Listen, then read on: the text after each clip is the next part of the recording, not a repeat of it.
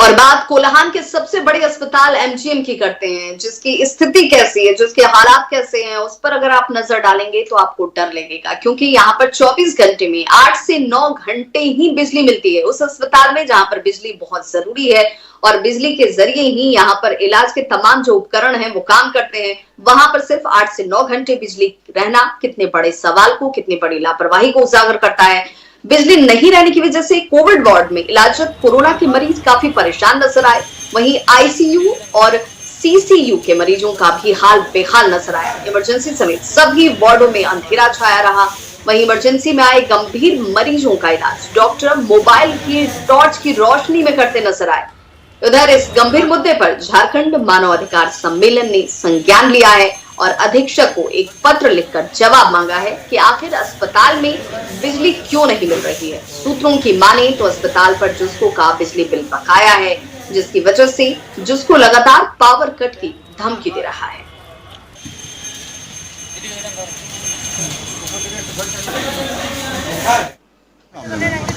एक साधारण line cut जाता है तो जनरेटर नहीं चल रहा है। अब सोचिए जो बर्न वार्ड का पेशेंट होगा, जिसको हर समय एसी चाहिए, एसी, इसके बिना उसका पूरा बदन लहरने लगेगा, कैसे रहा होगा 45 मिनट। और इस तरह से और कई लोग होंगे। अगर मान लीजिए कोई ऑपरेशन चलता रहता, कोई तरह का बात होता रहता, इस तरह का जो सीरियस बात है पेशेंट के साथ में, तो डॉक्टर क्या करेंगे बेचारे। तो डॉक्टर, नर्स, तमाम लोग परेशान है और साथ साथ जो झेलन है वो मरीजों के लिए।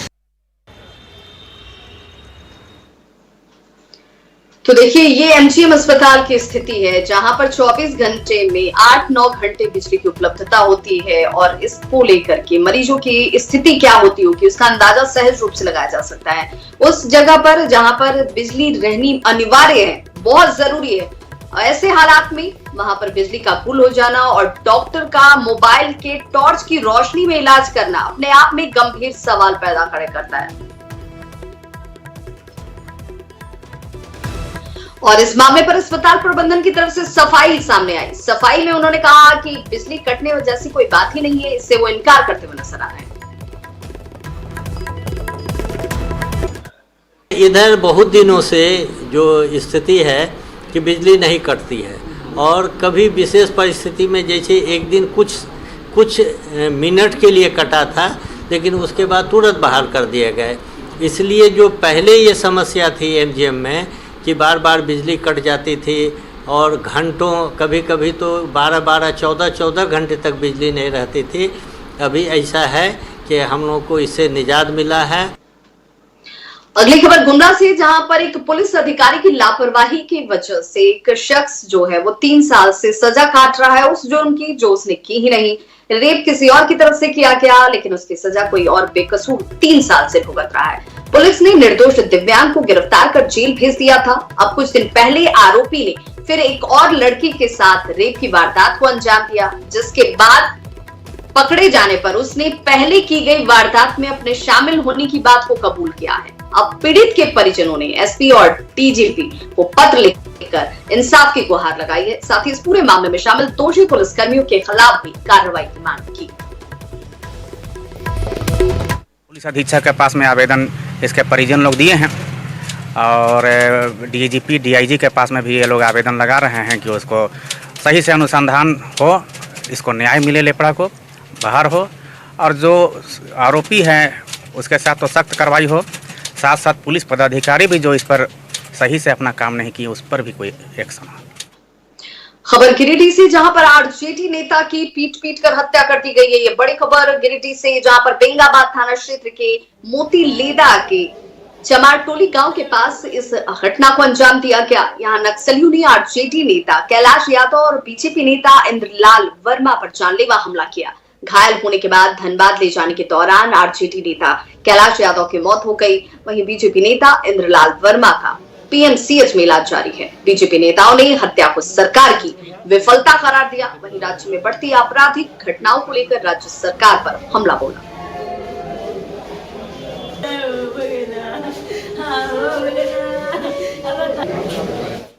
प्रशासन का विलम्ब मांग करूंगा कि तुरंत कार्रवाई करते हुए दोषी व्यक्तियों पर कार्रवाई करें और उनको गिरफ्तार कर जेल भेजें, नहीं तो हम लोग जिला जागरूक समाज के तमाम लोग इस पर अपने कार्रवाई करते हुए शहर से चक्का जाम करेंगे ताकि उसको न्याय मिल सके।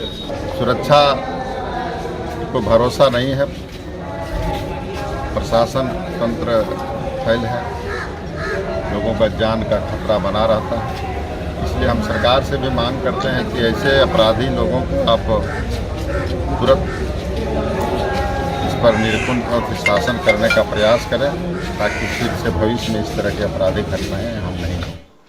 गिरिडीह में अगवा पंचायत सेवक की हत्या सामने आई है, जिसमें रविवार को अपहरण किया गया और अब हत्या की बात सामने आ रही है। भिलवा घाटी थाना क्षेत्र में उनका शव बरामद किया गया है। बिहार के सीमावर्ती इलाके जहां से शव की बरामदगी हुई। आपको बताते चलें कि रविवार की यह घटना है, जब शाम को पंचायत सेवक विजय कुमार भदानी का अपहरण कर लिया गया था।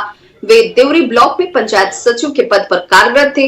रविवार शाम उन्हें नक्सलियों ने अगवा किया। बाद में बिहार के सीमावर्ती इलाके से शव की बरामदगी की गई है। घटना में की वजह से परिवार में कोहराम समझ गया है। वहीं कर्मचारी संघ भी घटना से बेहद आक्रोशित हैं।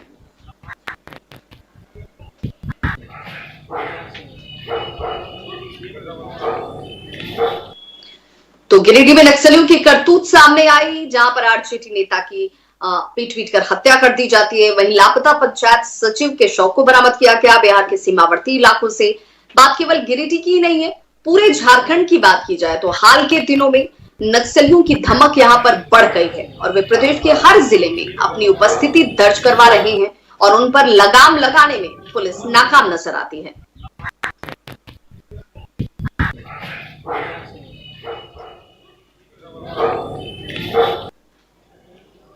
और हमारे साथ झारखंड संपादक संतोष कुमार जुड़ चुके हैं। संतोष, क्या ये माना जाए कि जिस तरीके से हाल के दिनों में घटनाओं की पुनरावृत्ति कह लीजिए या उसकी संख्या में इजाफे की बात कर लीजिए, अब नक्सली बेखौफ होकर घटनाओं को अंजाम दे रहे हैं। उन्हें ये लग रहा है कि उनके ऊपर अंकुश लगाने वाला, उनके ऊपर रोक लगाने वाला कोई नहीं है।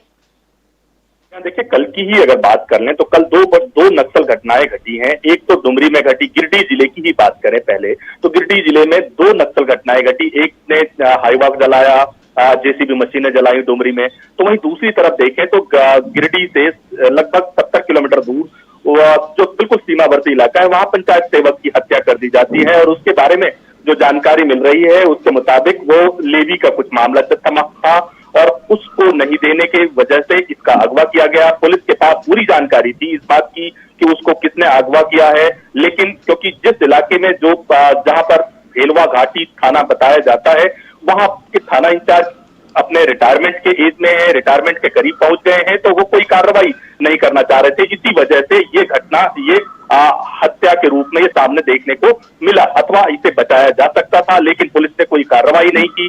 तो उसी तरीके से देखें पूरे प्रदेश में जिस तरह से गिरिडीह में लॉ एंड ऑर्डर की स्थिति बिल्कुल बिगड़ चुकी है, हत्याएं, लूट, डकैती, इस तरह की चीजें बढ़ती जा रही है, नक्सल घटनाएं बढ़ती जा रही हैं, तो वहीं पूरे राज्य की अगर बात करें तो डुमरी ही नहीं, गिरिडीह ही नहीं, बोकारो की भी बात कर लें तो वहां भी नक्सल की घटनाएं बढ़ रही हैं। रांची राजधानी के आसपास के इलाके में पोस्टरबाजी की घटनाएं हो रही हैं। चाईबासा में नक्सल की घटनाएं हमने देखी और इसी तरीके से सिमडेगा। तो कुल मिलाकर यूं कह सकते हैं कि पुलिस जिसका काम लॉ एंड ऑर्डर को कंट्रोल करना है, वो लॉ एंड ऑर्डर पर ध्यान ना देकर जो दूसरी चीजें हैं राज्य में, जो यूं कह सकते हैं कि कुछ हाल के दिनों में जिस तरह घटनाएं बढ़ी हैं, उन चीजों पे ज्यादा ध्यान दे रही है। लॉ एंड ऑर्डर को कंट्रोल करने में अपनी रुचि नहीं दिखा रही, जिसकी वजह से ये आम लोगों को सफर करना पड़ रहा है। अब सवाल उठता है कि अगर गिरिडीह की बात है, गिरिडीह में नक्सल की घटनाएं बढ़ रही हैं, तो जिम्मेदारी वहां के जिला के प्रमुख की होनी चाहिए, जो सुपरिटेंडेंट ऑफ पुलिस है उनकी जिम्मेदारी बननी चाहिए। और इसको अगर पुलिस को अपना इकबाल बुलंद रखना है तो फिर इनके ऊपर भी कार्रवाई करनी चाहिए, तभी जाकर पुलिस का जो इकबाल है वो कायम रह पाएगा। जी बिल्कुल संतोष, हम इसे इस रूप में भी देख सकते हैं कि क्या ये खुला आमंत्रण देने जैसा नहीं है कि हम अगर चीजों की जानकारी है उसके बावजूद भी हमारी तरफ से इग्नोरेंस की जा रही है या जानबूझकर उसे होने दिया जा रहा है, तो ऐसे में तो नक्सलियों के मंसूबे जो हैं वो सफल ही होंगे, उनके हौसले और बुलंद होंगे। ऐसे में कार्रवाई क्यों नहीं की जा रही, इसका जवाब है इन लोगों के पास? इन लोगों के पास शायद जवाब नहीं है, लेकिन आम लोगों के पास इसका जवाब बिल्कुल है। आम लोगों को बिल्कुल साफ पता चलता है, जो जमीन पर जो आम लोग वहां रहते हैं, आसपास के लोगों को बिल्कुल साफ पता है कि पुलिस अपने लॉ एंड ऑर्डर को कंट्रोल करने में बिल्कुल कोई रुचि नहीं दिखाती है। हाल के दिनों में जहां ये घटना घटी है, वहां पर लगभग बिहार को जोड़ने के लिए एक कनेक्टिंग पुल को बनाया जा रहा है। लगभग 50 करोड़ के आसपास का वहां काम चल रहा है और उस इलाके में भी हमने देखा था कुछ दिन पहले ही हाईवा को जलाया गया था, वहां पर जेसीबी मशीनें जलाई गई थी, वहां तोड़फोड़ किया गया था, काम को रोका गया था। उसी थाने में के इलाके में ये पड़ता है। तो वहां यूं कह सकते हैं कि पुलिस जिसकी जिम्मेदारी लॉ एंड ऑर्डर को कंट्रोल करने की है, पुलिस कुछ इन चीजों में रुचि नहीं दिखा रही है। पुलिस अपनी दूसरी चीजों में रुचि दिखा रही है जिसमें उसको ये नहीं दिखाना चाहिए था और जिसकी वजह से उसकी बदनामी हो रही है, जिसकी वजह से पुलिस का इकबाल कमजोर होता दिखाई पड़ रहा है।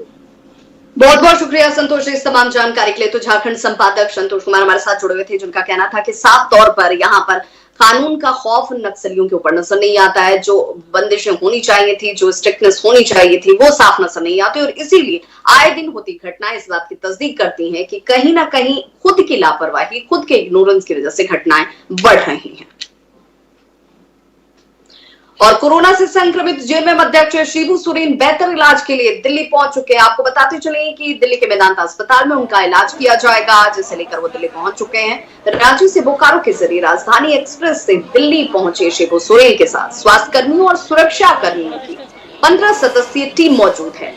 राजधानी एक्सप्रेस से नई दिल्ली रेलवे स्टेशन पहुंचने के बाद शिबू सोरेन गुड़गांव के मेदांता मेडिसिटी अस्पताल रवाना हुए। आपको बताते चले कि 22 अगस्त की तारीख थी जब झारखंड मुक्ति मोर्चा के अध्यक्ष और राज्यसभा सदस्य शिबू सोरेन और उनकी पत्नी रूपी सोरेन कोरोना संक्रमित हुए, कोरोना पॉजिटिव पाए गए और इसके बाद दोनों को आइसोलेट किया गया था। शिबू सोरेन की उम्र चूंकि 76 साल से ज्यादा है, ऐसे में कोरोना संक्रमण की पुष्टि के बाद उनकी चिंता सेहत को लेकर ज्यादा बढ़ी हुई और ऐसे में उन्हें अब दिल्ली शिफ्ट किया गया है।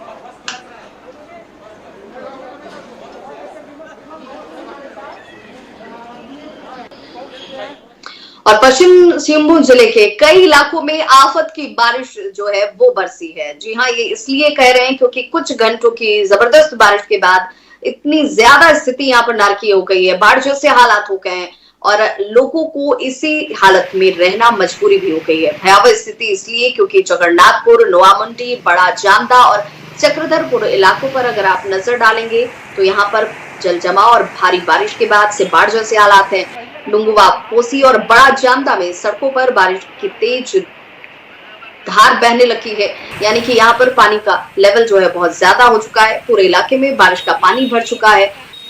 डांगुआ, कोसी के रेलवे कॉलोनी की सड़कों पर घुटने भर पानी जमा हुआ है और ये पानी बारिश की वजह से।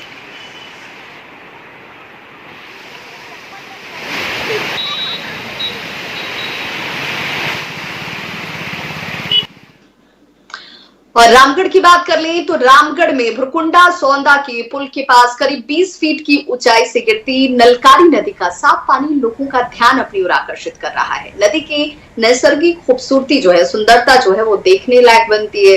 साफ पानी में नहाने और तेज धार में मस्ती करने वालों की भीड़ यहाँ पर जुट रही है।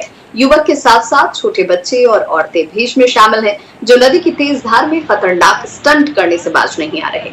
इससे खतरा बढ़ गया है। ऐसे में न्यूज़ 18 आप लोगों से अपील करता है कि नदी में जाने से परहेज करें, अगर जाए भी तो पूरी सावधानी बरतें।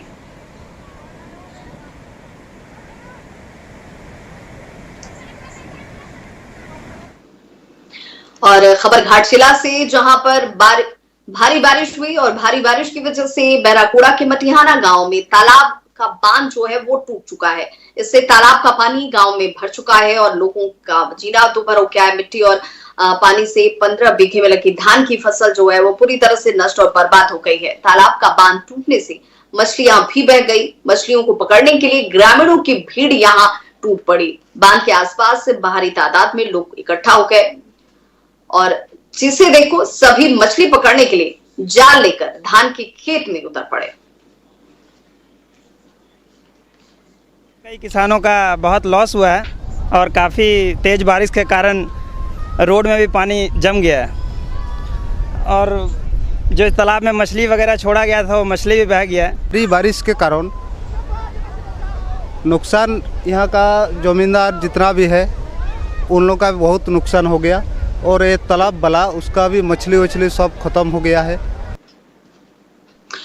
खबर लोहरदगा से, जहां पर पतरा टोली से मनहो गांव को जोड़ने वाला पुल का निर्माण शुरू हुआ था कुछ वक्त पहले इसे जोड़ने के लिए, लेकिन लोगों में इसे जैसे ही शुरुआत हुई खुशी देखी गई, लेकिन अब तक ये जुड़ नहीं पाया है। मुख्यालय पहुंचने के लिए लोगों की मजबूरी अभी भी जस की तस बनी हुई है, क्योंकि लोगों को नदी पार करके मुख्यालय तक पहुंचना होता है। पुल का निर्माण कार्य आधे में ही रोकने से लोगों की परेशानी बढ़ी हुई है। लोगों को मुख्यालय पहुंचने के लिए इन्हीं नदियों के सहारे वहां तक पहुंचने की मजबूरी है। 2 किलोमीटर की दूरी उन्हें तय करनी पड़ती है। बरसात के दिनों में लोगों की जान जोखिम में आ जाती है, क्योंकि नदी का जलस्तर बढ़ जाता है। प्रशासन से गुहार के बावजूद भी अब तक पुल का निर्माण कार्य शुरू नहीं हुआ। जिले में लगातार विभागीय लापरवाही देखी जा रही है। लोहरदगा के पतरा टोली से मनहो को जोड़ने वाली एक पुल का निर्माण तो शुरू किया गया था, परंतु उसे पूरा विभागीय लापरवाही के कारण आज तक नहीं किया गया, जिससे ग्रामीणों को काफ़ी परेशानियों का सामना करना पड़ा। आधा पुल बना हुआ है, पुल बनी तो हम लोग को एक उम्मीद जगा था कि बहुत ही जल्दी हम लोग को कम दूरी तय करना पड़ेगा और अच्छा रास्ता मिलेगा, लेकिन सारा चीज़ जो है सो विभागीय लापरवाही का दिन में फंस चुका है। जैसा कि हर तरीके की परेशानी का सामना करना पड़ रहा है। 2 किलोमीटर अधिक दूरी तय करके इन्हें अपनी मंजिल तक पहुंचना पड़ रहा है, जिससे ग्रामीण काफ़ी परेशान है और कहीं ना कहीं विभागीय लापरवाही देखी जा रही है। लोहरदगा से न्यूज़ 18 के लिए अदिति सिन्हा। तो खबरों का